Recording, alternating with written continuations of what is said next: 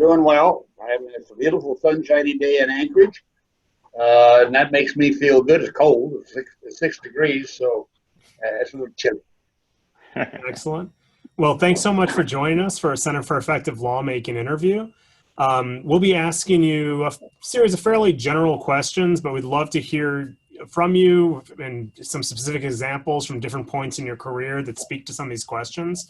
And, let Craig and I say, Craig, I know you've met in the past as a co-director of the Center for Effective Lawmaking. He's housed at the University of Virginia. My name is Alan Wiseman. I'm the other co-director, and I'm housed at Vanderbilt University. And let's just say that we're so excited to get a chance to sit down with you for one of these events, really looking across the wide expanse of our data for over the past 40 plus years. You are essentially an illustration of a highly effective lawmaker, to say the least. Looking across these years, we know that essentially in our data, you've exceeded expectations for lawmaking effectiveness in every one of the 23 Congresses that we have data for. On top of that, you've been in our top 10 list for the most effective Republicans 17 times for 17 different Congresses, and you've actually been scored as the most effective Republican in the House of Representatives, most effective lawmaking Republican on 9 separate occasions. So this really serves, getting the chance to talk with you and your experiences in Congress really provides us with some great on-the-ground expertise on what it means to be an effective lawmaker in contemporary times. So we really appreciate it. My pleasure, and I love to have you that type of introduction because my opponent says I'm not effective, so don't kid yourself. I will use that. Okay, thank you. Well, all that said, if you don't mind, let's just rewind the clock a little bit, and we'd love to get your perspective on what it was like when you first entered Congress. How do you think your own prior experiences before being elected to Congress and your background came into play? What were you hoping to accomplish when you entered Congress? Well, keep in mind, first place, I never was, I never did plan on being a congressman. That was a long story. But I did get elected to the state legislative body in a multiple district from a very rural community. Fort Yukon is my home. I was married to an Alaska Native woman. I had 2 beautiful daughters. I was happy. I had my tugboat. I was trapping in the winter. I was living the dream. And my past wife said, we're not being represented in Juneau. You're going to run. That was 1964. I lost. It hurt my feelings a little bit, but I also understood that, the world doesn't stop turning when you lose. Because I already started with my wife. We started running for 66. We won 1 of 7. And 68, I was number 1 vote getter. Remember, I'm 190 miles away from Fairbanks, which all of them were elected from. And I ran for a Senate, and it was tough because it was all right to be 1 of 7, but it wasn't all right to be 1 of 2. And they basically, both parties ganged up on me, but I still won because I went door to door, around and around. It's a huge district. It's probably bigger than any other state in the union, but Texas, the district itself. So I won and got to the Senate, hated it. And by the way, I was very effective in the state legislative body because 68, I was number 1 vote getter of the 7, as I said. But got to the Senate, hated it, came home one day, and my past wife said, we're getting out of this job. You're not happy. And I said, I don't quit. She says, you're not going to quit. You're running for Congress. We'll never win. And so I ran, and as usual, I ran hard. And the numbers looked good, and not winning, but good. And the seated congressman, this is the day, by the way, 16th of October is the anniversary. He and Hale Boggs and a staffer, 2 staffers, the pilot, got on a Cessna 310 and took off. And we've never found him. It was the most extensive search in history. It was 36 days. They spent millions of dollars looking and never found him. And he still beat me. Sort of a humiliating experience to be beat by a dead man. But he did. But then I got chosen again by the Central District Republican, ran in a special election and won. And I've been winning ever since. Close races. Now, I say that because I am who I am. And when my being effective is because I am who I am. In that sense, I will tell you if the sky is blue, it's blue. The sun's up, the sun's up. And there's no in between. And some of these other legislators, they sort of waffle. I don't do that because to me, the job is to serve the people, not to get elected.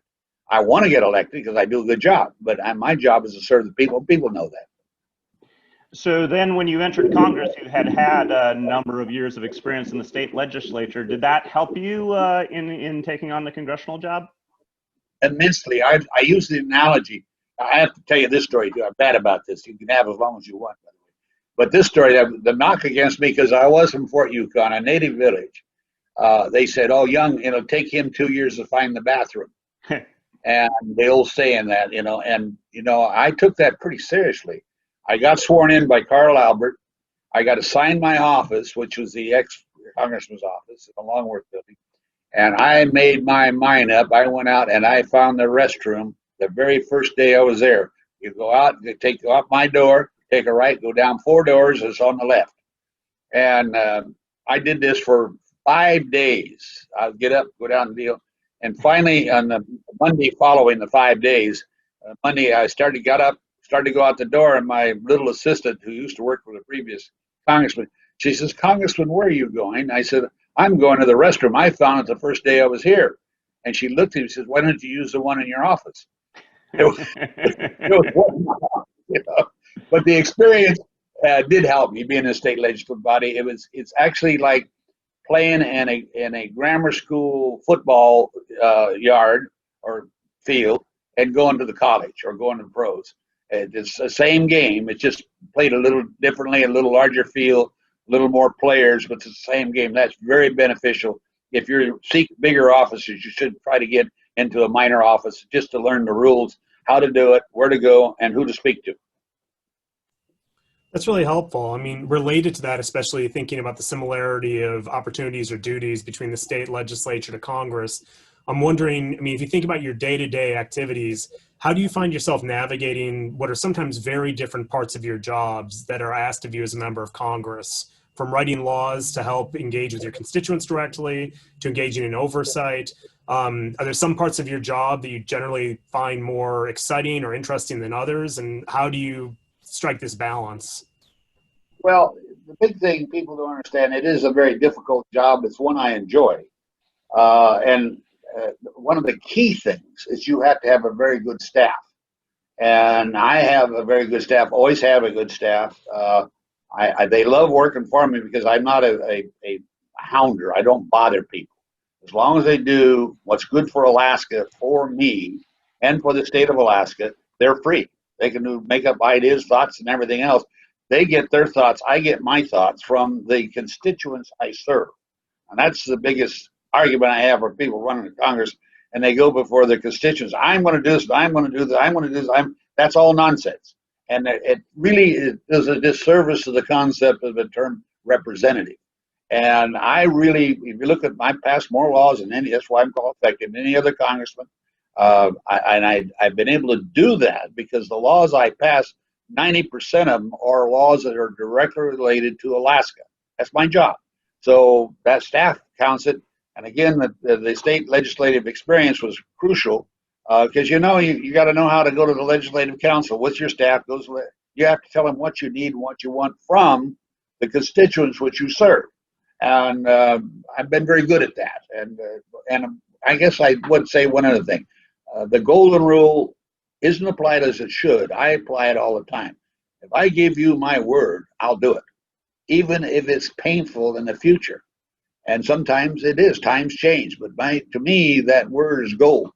A lot of members of Congress now are sort of forgetting that, and they play the old put their finger up and see which way the wind's blowing. That's not good governing. In fact, that's bad governing. And so I play that rule, and people know it. They know they talk to Don Young. He says he's going to do it. He'll do it. And there's no change of your mind or anything like that. You were talking about the importance of staff, and many members are having such difficulty with so much staff turnover.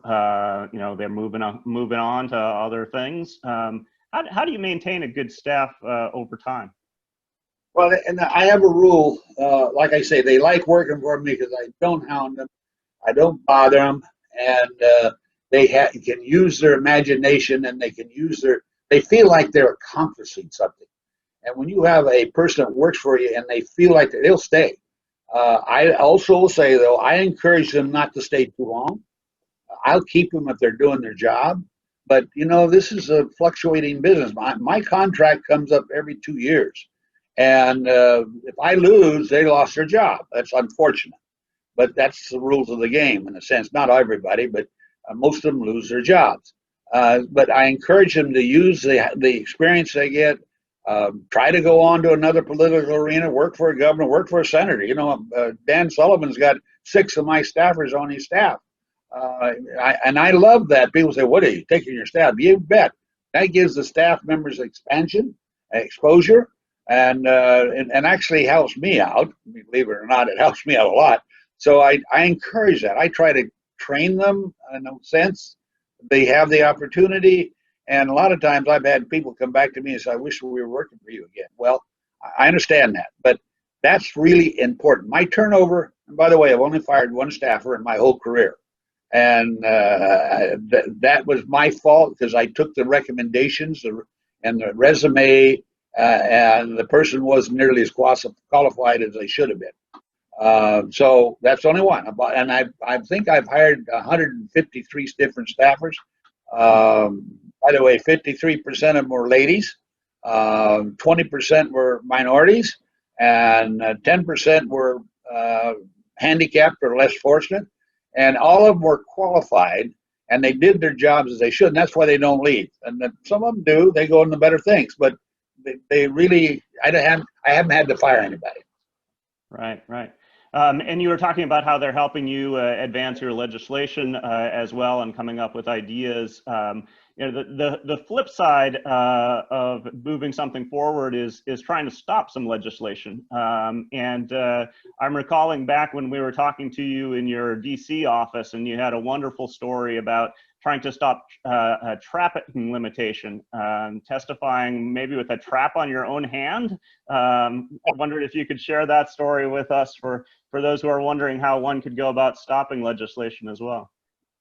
Well, you know, that's another point you bring up very well. Is it's not what I can do for you, it's what I can keep been happening to you. There's a lot of negative legislation that does affect the lives of my people in Alaska. I haven't stopped it all, but the trap deal, I'll tell you the story if it doesn't offend anybody, but it tells you how things have changed a little, but are still the same. I was on the Merchant Marine Fisheries Committee, which was probably the better committee of all the committees I've ever served on. It handled Coast Guard, Fish and Wildlife, all these things that has merchant marine and fisheries. And I love the committee. You know, I've been through a lot of different chairmen, but I've usually had good chairmen. But we disbanded it in 1994 and eliminated it. And there's a good side of that story, but I was very upset. So they eliminated it. But prior to that, we had a bill introduced by a gentleman, congressman from California, that banned leg hold traps. I mean, your audience probably doesn't understand that, but that's what usually a Victor trap, Thompson trap. It's a sprung trap with 2 springs or 1 spring, and it has jaws that shut on the person or the animal's leg. And they were trying to eliminate it. Well, at that time, this was 40 some odd years ago. At that time, that was one of the major cash sources for my Alaska natives. And he was trying to eliminate that. And that made me very irritated. I go into the room to sit to listen to this testimony, though, in the morning of Cleveland Emery and Mary Tarley Moore. And they had a table, of course, a witness table, and they'd set all these traps down on the table. And she was reciting a poem, oh, how much longer must they wait? These poor little animals, they're terrible fate. And when they do that, Cleveland Emery put a pencil into the trap, spring it, and it slapped. And of course, it pops, and the lead flies like a leg. And that's what they're assimilating. Or he had a roll of papers, and then when you come to that, how much longer they must wait, and pop. And I looked around at my fellow colleagues, both sides of the aisle. They're all from cities, and they're deeply impressed about this terrible thing. And maybe I was losing them, you know. And I'm thinking, what am I going to do? And they recessed. And I was testifying at 1 o'clock, 1:30. And I go back to my office, and I'm just sort of wringing my hands. And how do I get their attention back on how this will affect my Alaska natives? And my past wife said, you have a trap here. And I said, yeah. And she says, it's a mink trap. And I said, yeah. It's a single sprung, double jawed one. And she says, take it in, set it on the table, set it, and did the testimony with the trap on your fingers. Ooh. I looked at her, I said, she says, it'll make an impression. And I said, yeah, it'll make an impression, all right. I don't know if you ever put your finger in a mouse trap, but hey. So I go in and I said, Mr. Chairman, I'd set the trap. You've seen a lot of testimony today about how hurtful and how damaging these traps on these animals and their poor little fate. And I'm going to prove to you that it's not that bad at all. It's a means of harvesting the fur for my people. And I said, I'm going to give this testimony with the trap on my fingers. And he looked at me, it was bob-legged, he looked at me with big eyes, and I went, bam, that trap snapped on my fingers. And I put it up and I said, see this? It doesn't hurt that much. Inside I was saying, oh shit. But the room was full of PETA, all these animal lovers, and the hate, you could smell it. I mean, it was really not good. And finally I finished my testimony, and chairman says, take your hand off that trap. So I did, and I put my hand in my pocket real quick because it was blue.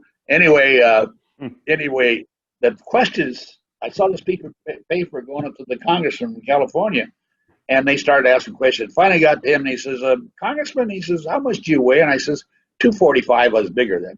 And he says, the trap that you showed on your hand, what was it? I told him, double jaw, single sprung. He said, well, what size animals do you catch with that?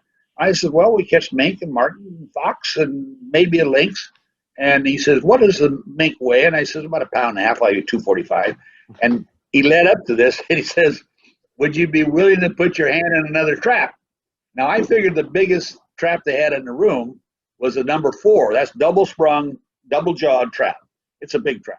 But I've done it before. You put your hand in it like that. Don't put your fingers in it, and it catches you right here, and you can do it. You can't get it off. Someone has to get it off for you, so you have to be real careful. And of course, the adrenaline's running. I want to prove my point. I'm trying to save my people.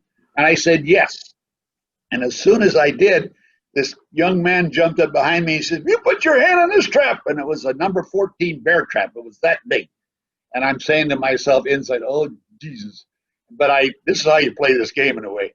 I looked at the guy and I says, that trap operative, he blinked. I turned to the chairman and said, Mr. Chairman, if that trap is not bolted down or not welded, he's committing a felony. It's a $10,000 fine and 1 year in jail. You've never seen a trap disappear so fast in your life. Way away. Later on, the chairman says, is that the law? I says, I don't know, but he didn't know either. So we eliminated that part of it. Into the story, and knows too long. But 2 weeks later, I get a letter. It's Congressman Don Young, and I open it up. That was back in the old days. They didn't have email. Open it up as a legal pad folded around a form. And I thought, because the legal pad said, what a hypocrite. I thought, okay, this is going to be fun. I open it up, and it's a insurance form for a full-length wild-caught mink coat. And the insurer was the guy that introduced the bill.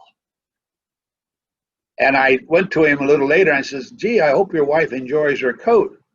And he says, you know how we feel about it. My wife doesn't have a fur coat. And I says, she does, but I know somebody that does, and he turned dead white. He had a mistress. So he stopped. I protected my people. The bill disappeared. And on the side then, huh? Yeah. All right. I've got to. Thanks much for sharing that story, Congressman. I want to keep us focused also on the way in which you really just maintain a singular focus on Alaskan priorities. And this is very consistent with things that Craig and I have noted in our own research about you. But we're also really interested in, essentially, how are you so successful getting other members of Congress to be interested in issues that might not have a major impact on their own district, but they're obviously very, very important to you and your constituency? Well, the big thing is I'm fortunate because there's only one of me. And that gives me more power than California with 53, and I go on Texas, Florida, etc. There's no argument that this is the Alaskan position. And that helps me out tremendously. And I made a lot of friends, a lot of people. I'm bipartisan. I go across the aisle. I work on them because when it only affects Alaska, now when the national interest groups get involved, that makes it more difficult. The groups that are Sierra Club, and I'm going down the line, 37 different interest groups. That makes it difficult because they do get lots of letters from their constituents because they're ginned up. And that makes it difficult. But through friendships and explaining what it does, I've been very successful in convincing my fellow colleagues this is good for Alaska. And again, I pride myself in that because I am the representative. I wish more congressmen would remember, represent your district. Don't be representing everybody's district. In fact, when I was chairman of resources and actually chairman of transportation, but chairman of resources, we had the Young rule. And the Young rule is you never voted against another member's district. And, or, you know, you follow what I'm saying. People have a tendency to get involved in someone else's district. And I know what's best for the district, and I don't tolerate that. In fact, John McCain, bless his heart, he was on my committee. And he voted against me in the sense he voted against one of my other colleagues that actually hurt that district. And I removed him from the committee. And because you don't, it's a golden rule in a sense, Don Young rule. But that's what we don't remember in Congress. The role of a Congress is to represent their district. There are 750,000 people. You represent them. I don't represent 750,000 people in San Francisco. I wouldn't do it anyway. But I'm just saying that's where we make the mistake now. We become, because of the national media, we become stars on TV. Don't do that. Pay attention to your district. And that's what I've been doing. Now, as Alan was mentioning in the beginning, that you've done that when you're in the minority party, when you're in the majority party, junior member, senior member, and so on, committee chair. How do things change when you're in those different positions in terms of how you would go about lawmaking? Well, you know, a lot of, you know, I don't want to go too far ahead, but a lot has changed. And I go back to my concept of being able to work. You know, John Dingell, probably the most powerful chairman ever in the history of Congress. People didn't know how I got a lot of things done. Remember, this guy, Democrats have been in charge. I call them Democrats, not socialists. They've been in charge for 48 years. But I knew him prior to me becoming a Congress because he's a hunter and fisherman. And he never thought I'd be a congressman. I didn't think I was going to be. But I got elected, and the first thing I get a phone call from John, the chairman. He says, Don, he says, this is Chairman Dingell. I said, Chairman, it's an honor to God. He says, let's go hunt. Well, we went out to Eastern Shore and hunted ducks, because remember when I got elected. And so we had this relation. We go hunting deer, you know, deal. And so when I had a problem with Alaska, even though it would be legislation of the freestanding bill, I go to the chairman and say, you know, Mr. Chairman, this is what this does. And it's a bill, but I'm showing him what it does, et cetera, and he'd look at it and he'd do it. Remember, the staff wasn't doing this, it's him. And he'd say, you know, Don, that's a good idea. I'll put it in a bill. And he'd put it in the bill and get it done. I don't get credit for that, but the constituents' problem was solved. And that's because we had relationships then. And that doesn't exist today. That's a big difference. It's one of the big differences. And, you know, knowledge is good. I like to brag the fact that I'm from the bush, but I'm also live in the city. And they recognize I speak for Alaska. And I don't always win, but a lot of times I do. I mean, that's a really interesting point you're raising in terms of how you cultivate relationships with other members of Congress, especially on the other side of the aisle. I mean, I guess related to that, a question that we've often wondered about is how important you think it is for members of Congress to really align their legislative goals and portfolios with their district interests, which obviously you care about a lot, as well as with their committee assignments. I mean, how important do you think it is for you to have been on committees that speak directly to Alaskans' interests? Well, I think the committees, you know, I was fortunate. I got to be put on the Merchant Marine Fisheries Committee, got to put on at that time it was called Interior and Insular Affairs, and I was on the Post Office Committee. I mean, committees that mean a lot. I wasn't on transportation, but I was on the right committees. And again, the weakness, I know one of your questions, I mean, what happened at that time when I first came back to the John Dingells, the John Murphys, the Mr. Whitten, all these chairmen, they ran the Congress. And I made an effort, because I'm a single member, to make sure I met all the chairmen. And they were interested because I'm from Alaska. The chairman ran the Congress. And that was the beauty of it, because, and I loved it, because the chairman would pick out an issue that was national across the boards. and then they would you know, this is what we want to solve, and we bring witnesses in, we gain the knowledge, and at 5 o'clock in the evening, just about every day, and we worked a lot harder then, by the way, because you didn't go back and forth to home. That's another story. But we would have a little bourbon and branch water, and we'd discuss it. Republican and Democrats in the same room, and then we'd come to a committee decision what we were going to do. Now, when we go to markup, you could offer amendments in the committee, both sides. And we'd usually have an agreement between, like, Walter Jones and I, and even Mr. Taylor, we'd have an agreement prior to that between the two of us. And if his side introduced a bill, an amendment would hurt the bill, we'd vote it down. If my side introduced one, we'd vote it down. It wasn't Democrat and Republican. So then when we go to the floor, it was a committee bill. And we would talk for the committee bill, although the chairman was a Democrat. And they would give us, in a sense, part of our program, and they would defend both of us. Now, you weren't even allowed to, you didn't dare offer the committee, if you were in the committee itself, to the bill. I'm going to guarantee you do that, then the chairman wouldn't recognize the rest of the year. So it was pretty strict. Oh, so that's not democracy. Yes, it is, because we listened, you had an opportunity, and then if you lost in the committee, you didn't dare go to the floor. And then we would pass the bill as a committee bill, transportation or resource or whatever. And it worked so well, you know. And then that started changing a little bit under Newt, and then he left it alone. And then Nancy became the speaker, and it all had to go through the speaker's office. There ain't no committee chairman anymore. They're told what to do for the party. I'm very irritated now on both sides of the aisle. The speakers become the speakers for the party. They're supposed to be speakers for the Congress. So both sides have input, have a knowledge of helping governing this great country of ours. But we're not doing that. And I can go on and on about that. But that's part of the problem, relationship, you know. We're going to want to break that down into its various parts. So the one I'm going to take first is that idea of gaining expertise. And so you were saying one arena for gaining that expertise is in the committee process, hearings, talking with colleagues, and so on. Another is just sort of specialization. Now Alaska is so big, and there's so many different issues you could raise. One could imagine your bills scattered all over the place. Alternatively, there are some members of Congress who say, I'm going to focus on healthcare, or I'm going to focus on education. How much is that idea of specialization important to members to move their legislation forward and gain that expertise?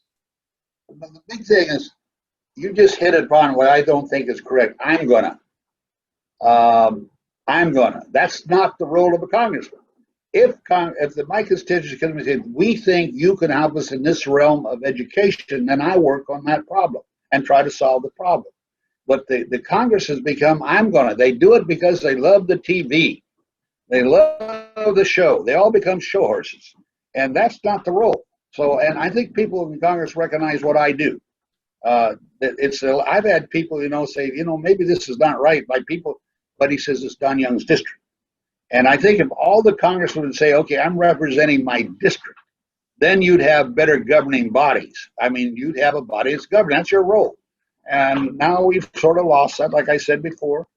We bring a lot of things to Florida have nothing to do with the member's district.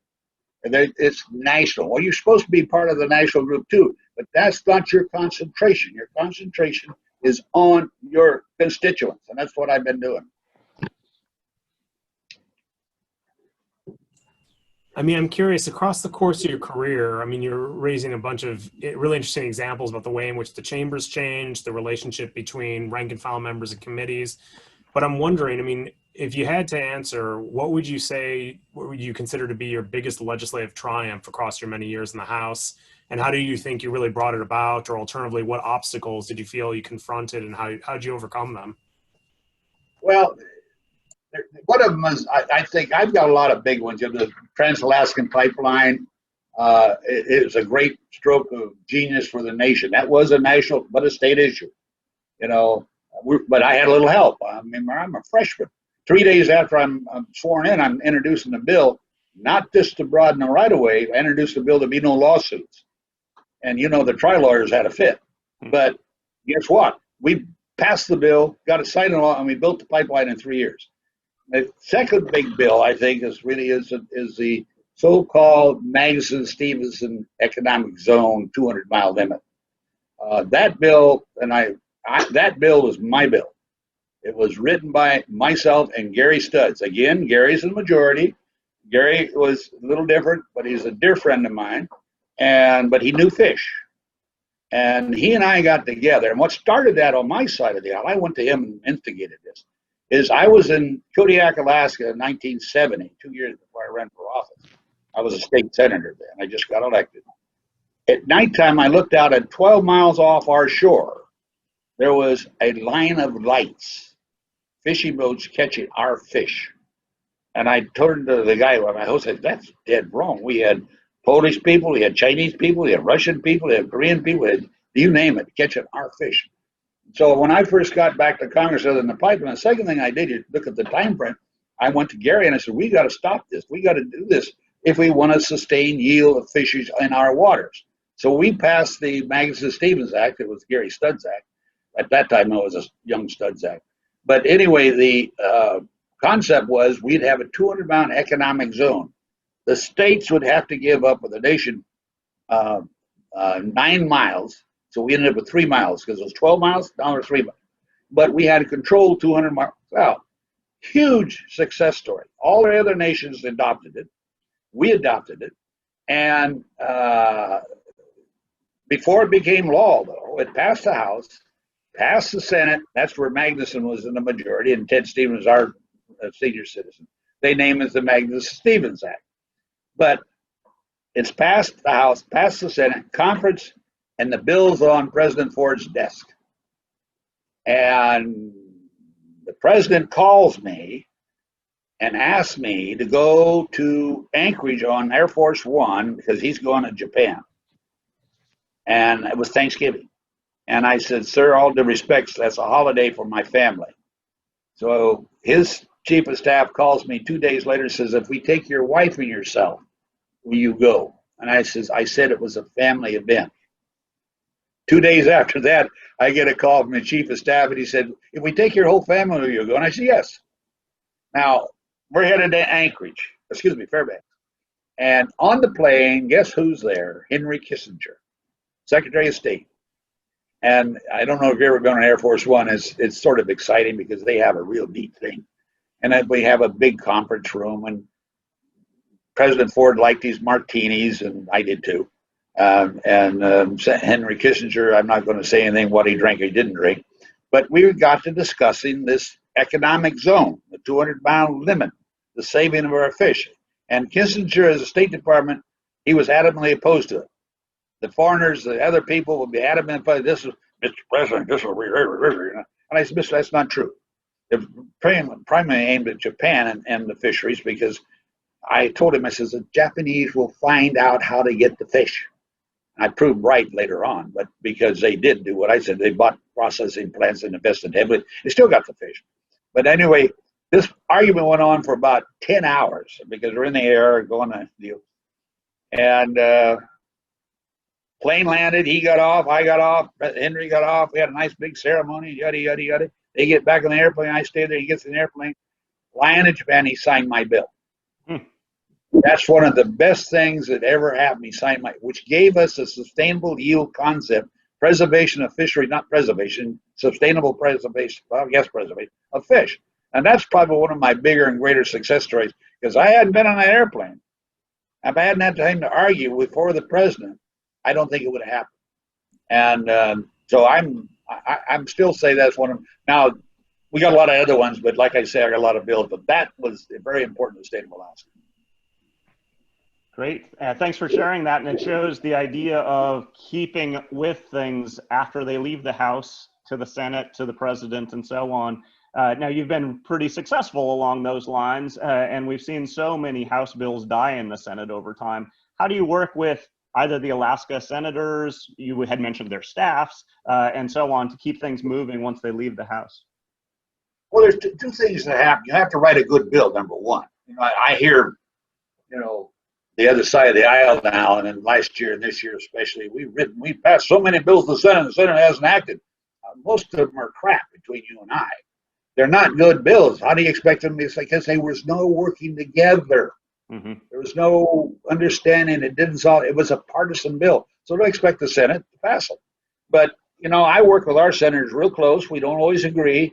I like to say that they got the big yard, but I got my own sign lot. And as long as they don't interfere with my side, I won't interfere with their side. But together we may play on the big playground, and we do. Very rarely, because I'm really basically a third senator. They don't like me to say that, but you know, I'm doing the same job with less staff and everything else they are. But we really work together. Now there's a difference of opinion in something. We have the most recent one, is a big one, is the so-called Pebble Mine, and they both came out against the Pebble Mine because it was politically supposedly correct, and they bugged me. I said, remember one thing: it is state land. It is not federal land. The state was given that land. The state put it up for discovery. The state put it up for exploration, and the state put it up for production, if the permits are permittable by the state. And what they've done, they've encouraged the legislative body, Marie Cantwell, everybody, that this is our land. And if it isn't to be developed, that's the decision of the state. And politically, that's not the right position to take. But again, you are correct. That's what gives me a lot of power. You're correct, and you're steadfast in your belief. People will reward you. They may not agree with you because they know I'm right indirectly, but they don't want to cross lines. But besides that, we work real close together, and I appreciate that. I've had all the senators. I've served with all the senators, but two.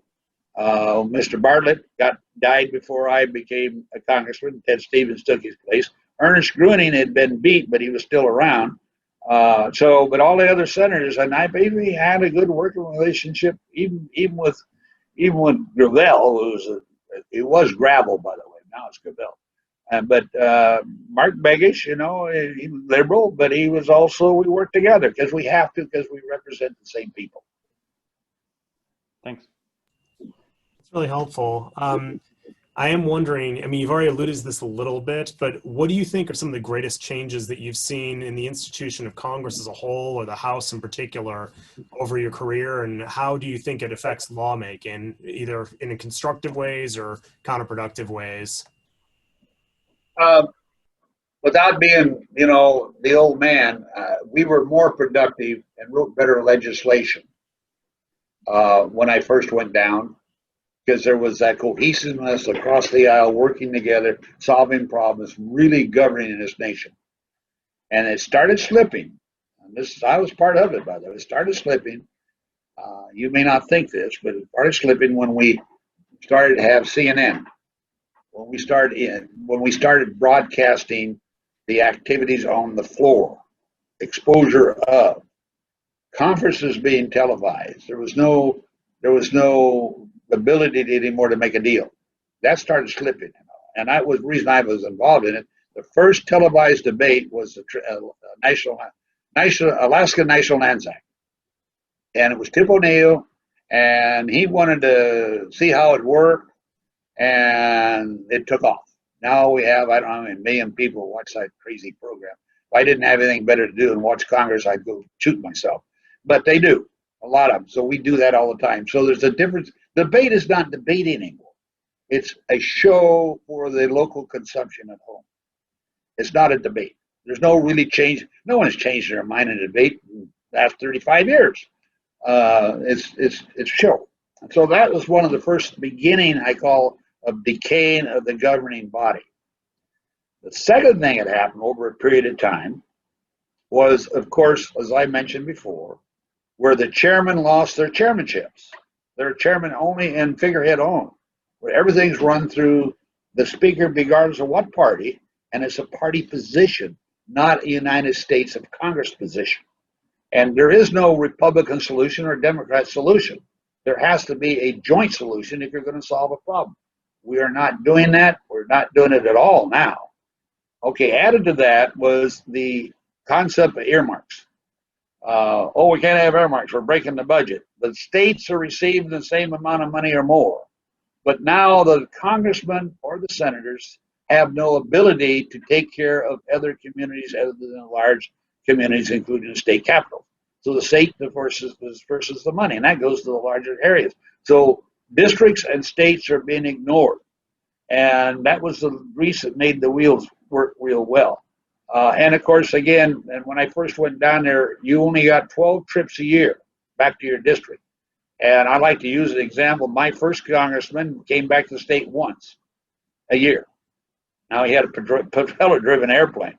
Second congressman got elected, came back 4 times because we're allowed 12 trips. And my predecessor came back 12. He came back every month. And then 1974, I guess, 76 or 74, I don't know which one. They gave us 52 round trips. And that's great if you're in New York or you're in da-da-da-da, but it's bad when you're in Alaska or somebody else. But it was worse for the Congress because nobody knows anybody anymore. We used to play golf together. We go hunting together. Wives knew the wives. The kids knew the kids. So we had a sort of a understanding of why this person the way he was. Now we come back to work on Monday, maybe. Monday at 6:30 we have a vote, or votes, usually 2, don't mean anything. And then we go home Thursday afternoon. Nobody knows anybody. I got 95 congressmen sleeping in their rooms, their offices. Because you see what I mean? We broke it down. We're no longer a cohesive governing body. And our job as Congress is to govern this nation, not the presidents. Yet we've gone into that job. We're not doing our job. And I don't care what party it is. If the party is in control, only listens to themselves, we'll never govern. And can I change it? I'm trying. I'm trying to get earmarks back. I'm trying to get the chairman back. I don't know whether they'll accept that because they're caught into that now. But I wish they would because this nation is very important to me. And I think some lost sight of that. Anyway, I can go on about it. So when we talk to a number of members of Congress, they seem to have similar sort of dismay. Things aren't working the way they should. And yet they point to the party leaders. They aren't, the party trying to accomplish something, branding and messaging. How have you seen the parties and their roles in Congress changing over your time there? And what does it mean for governance? Well, you heard what I said. I think it's a disaster for the Congress that the parties play that role. I mean, I'm going to lecture the speaker when I swear in if she's still in the majority. You are the speaker for the House, not the party. And that's what, if you look at the definition of speaker, is to be the speaker for the House, both sides. Now, I think it's hurt us dramatically. You can have your own philosophy in this, but the party shouldn't control the agenda. And that's what's happening now badly. And again, we're not governing. Nothing's happening with any consequence. I'm working quietly, trying to get things attached to bills that help my constituents. No one's ever seen the work I've done that I don't get credit for, but it's there. And I do that because it's the only way I can get things done that helps my people now. Because there's no policy within the governing body to jointly fix a problem. I thought I passed the last good highway bill we've had for years, because it was bipartisan. Jim Overstar was my ranking member. We never had an adversarial vote in that committee during the 6 years I served them. Every time we came up, because he and I would work together, this is what we agreed to. He'd go to his members, I'd go to my members. Okay, guys, this is what we've done. Let's see what he said. We go in with the vote. Then we go to the floor, and I had 75 votes. We got things done. Now that isn't happening now. We passed a transportation bill under Peter DeFazio. God bless him. He didn't like the bill, but it was a Nancy Pelosi, Democrat or Socialist Party right now. I don't like to call them Democrats, but it was their philosophy of how the world should be. It wasn't about transportation. And I think it'll never go anywhere. Again, wasn't a bipartisan bill, and transportation, there should be no partisanship, period. It's about roads, highways, and bridges. And, now it's about fuel economy and emission control, climate change, and, all those things. They may be good issues, but don't kill the transportation bill by putting policy and philosophy into the bill. You don't solve a problem.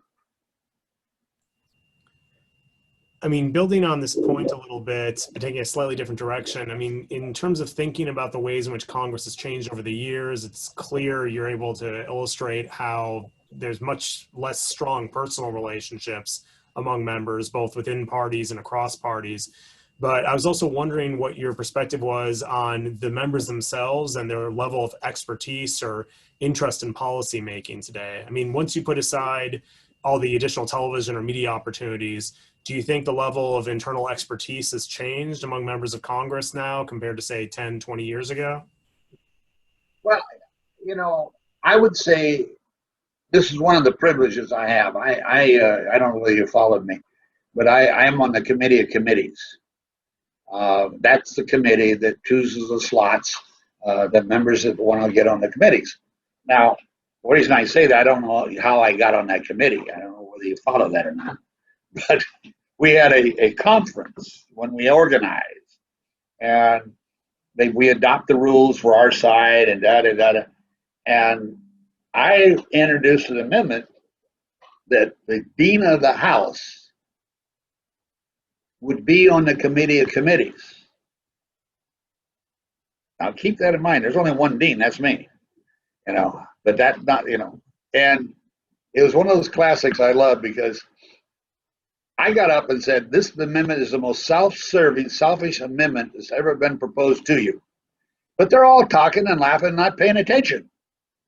And I gave my presentation why I thought it was necessary. I happen to have been on the committee 22 years prior, so I knew a little bit about it, but this is a permanent seat. And Liz Cheney, who is a dear friend of mine, she said, all in favor, say aye. And 3 or 4 said aye. And all in favor, nobody said no. Bang, I'm on the committee. Now, to me, that is, it's fun. But I got on the committee. And what you asked me about the quality of people, I am always impressed, because they have to come before us, the ones that want, ranking member, chairman, whatever. And I'm amazed of the talent we do have in the Congress. There's tremendously talented people in the Congress, in the areas in which I represent. I'm happy to say we got a lot more doctors than we ever had. That's important, big issue. We have a lot more military than when I first started. And now I am impressed. Now, there's one weakness. The job doesn't pay very much. You may think it does, but my take-home pay is about $7,000 a month. Everybody says, well, that's a lot of money. Well, okay, you try running 2 houses, et cetera, et cetera. It's not. And so we have an area now that a lot of the newer members of Congress are wealthy, inherited money, or made a lot of money, and retired, or they're right out of college. And the two sides are not good representatives. They may think they're doing the job, but the one down here right out of college have no experience in any field at all. So they can just run around like little mice in a doggone cheese bin, take a bite of everything and get full and never mind. But, and that side. Then you have this group up here now that are elitists. They know what's best for the common man. And it's divided. We don't have that in between people, I think, of the working class being in the Congress. And that concerns me, because that doesn't make a good governing body, and because they're divided. So I'm trying to figure out how do we solve that, because you say we need a pay raise, everybody goes crazy. Okay, maybe we need per diem. Somehow we have to make it a little more rewarding. And I want special interest in the Congress. That's representation. But my do-good left-wing bunch say, oh, no, we can't have a guy, he's got special interest, or a lady, he's got a special interest.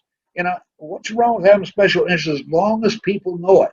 Everybody knows I'm a mariner. I support the maritime industry yin-yang, big time, because that's my profession. I support the trappers. I'm a trapper. What's wrong with that? They don't want. That's where they get these young kids right out of college, never did anything, because they can mold them. They be in the interest groups. So we have a challenge in the United States. We want to keep this business going like we should, making the Congress the governing body.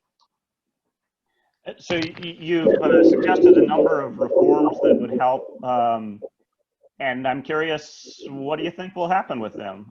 Which of them have chances to pass, and how can we bring those reforms about?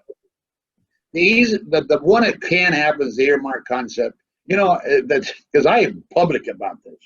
You know, I go out and but you'd be surprised how many people go, gee, I hope you win. We need the earmarks. And I said, then vote for it. And they sort of go, oh, I can't. You know, and that goes back to, you've got to believe in what you're doing if you want to be successful. There's other jobs than this job. And why they run from doing the right thing, I don't know, because it's not politically proper. And I do think the earmarks now are getting more momentum. I've talked to the other side now. They happen to agree with me. So I think we may have a chance at that. As far as changing the schedule, probably not. What we should do is be working 5 days a week, 4 weeks, and then 10 days off. You know, that keeps us together. You have to bring your wife down then, which is good. Most of the people who get in trouble in Congress is because they don't have their spouses with them. And I never made that mistake, you know. I mean, but they do. I know this. So I think we have a chance maybe to get the earmarks. And really, I'm working to make sure the chairman have the authority to make and decide what legislation is heard and what comes to the floor. You otherwise give the chairman the power instead of the party speaker, because we're not doing it now. And if everybody says, well, you're not in the majority. Listen, I've been in the minority 22 years. I was in the majority for 12 years. I was a minority for 4 years and a majority for 8 years. So I've been up and down. It doesn't make any difference. I still work. So when I hear people say, well, you're in a minority, okay, don't count your chickens. You're going to be in that nest all the time. What do you think is the chance of moving some power back to the committee chairs? Well, when I'm reelected, if we take over, we're going to pick up seats. We may not get enough. That's the problem. But if we ever get power again, whether I'm here or not, I'm going to leave a legacy behind. We're going to make sure the speaker is the speaker of the House, not the speaker for the party. But the chairman of the majority run the Congress. And I think we got a good chance of doing it. Because I haven't met a speaker, a chairman now is happy, even on both sides of the aisle, because they're not able to do the job they should do. And the party's trying to be the spokesman for the United States. And as I said, there's nothing 100% Republican nor 100% Democrat. There is no such thing. So I believe there's a good chance. I guarantee you, if we get elected this time, I'll come back and apologize to you. It will be different. We're taking over. I've already told Kevin McCarthy, and I've told Steve Scalise, you guys are going to do it my way, or we got a problem. Because I do have the truth behind me. It's right now they don't want to do anything, but they will be behind me. I mean, looking ahead to these fall elections, then I'm wondering, if you could give some advice to newly elected members, especially those who want to engage in effective lawmaking, what advice would you offer them? What are some words of wisdom drawn from your own experience or observations you think would be most helpful? Well, this sounds kind of silly, but one thing I would do, when I first got sworn in, hand up, Carl Albert, I sat down. You didn't speak for 6 months. You were the freshman. You stood, sat, and listened. And you made acquaintances to all the chairmen. I went around and introduced every chairman. Wilbur Mills, for instance, I had nothing to do with Ways and Means, but I went around and said, I'm Congressman Young from Alaska. So I would say, when you get sworn in, shut up. Don't talk for a while. Listen. Find out who the players are, both sides of the aisle. Make sure you introduce yourself to all the chairmen first. And then go around and say, hi, I'm Don Young, and shake hands and everything. And, that makes you an entity. I don't care whether you're from Pennsylvania or New York. And like I say, don't try to take and turn the world upside down the first 6 months. Take your time. Gain your respect and keep your word. That's the most valuable thing you can do. And you do that, pretty soon you'll be surprised. Now, I say I'm very fortunate. Being the only member is very helpful. The other members try to have their own caucus. I think it'd be good. And then when you make your case to your constituents that you're acting on their behalf, that you're effective at what you do, and so on, many members of Congress try to make that case, and sometimes constituents believe them, sometimes they don't. How do you make that case, and what have you found for constituents? Do they believe you? Well, this is my 25th election, so apparently I'm doing something right.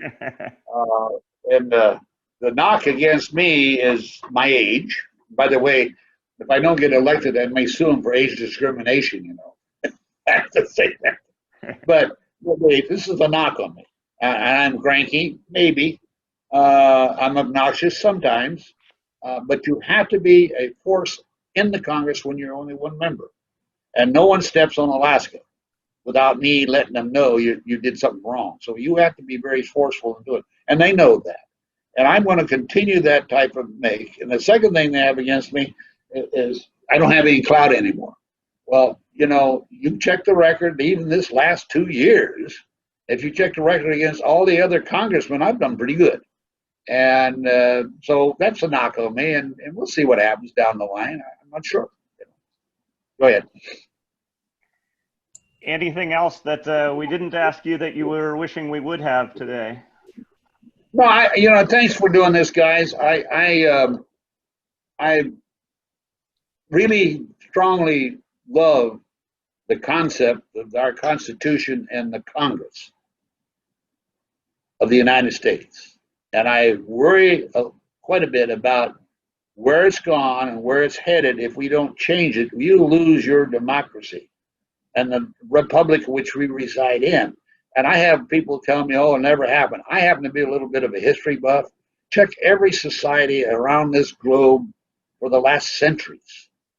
And the failure of every one of them came within because people were misled. The governing body took away the rights of individuals and the freedom of individuals, and they collapsed. The Roman Empire, I can go down the Greek Empire, they all happened. And I'm just saying, be aware of this, American, and do a little study and do a little history and be aware the governing body of our Constitution is the United States Congress, not the president. And that goes for every president. It started decaying actually in 1935 with Franklin Delano Roosevelt. And we were in a terrible time, and he came out with these grandiose ideas, WPA, CCC, the Tennessee Valley Projects, all this. He put people to work, everybody loved it. And the Congress started receding power to the president because when it worked, they took credit for it. When it didn't work, it was the president's fault. And now I've seen accelerated, and I've been through a lot of these all the way back to Franklin Delano Roosevelt, and I watched this beginning to decay. Back then, I didn't watch, I was alive, but I didn't know what was going on. And if we don't recognize our job as the Congress is to govern, not the president. We have the purse strings, we should write, and if he doesn't like it, regardless of what the president is, I don't care. If he doesn't like it, he has a right to veto. When's the last time President Trump had ability to veto? Or when's the last time Obama had ability to veto? It's wrong because we're being directed to what to do through the parties and the president. And I say that's dangerous if we want to retain our republic and our democracy. Again, it probably won't affect me too much. I'm doing well. I'm happy. I'm 87. I'll be 88 in June. If I had another 10 years, I'd be real happy because my wife wants me to live to be 100. I say, you really don't want to see me at 100 years old. But I worry about this country. And we have everything going for us, and we're slowly letting it erode away. And that's not good. Well, thank you overall for your public service, and thanks for taking the time to be with us today. Thank you. My pleasure. You guys had to put up with it because I just started talking about things that I feel a lot about. I will give you the whole skinny. Outstanding. Thank you. We really appreciate it. God bless you. Here.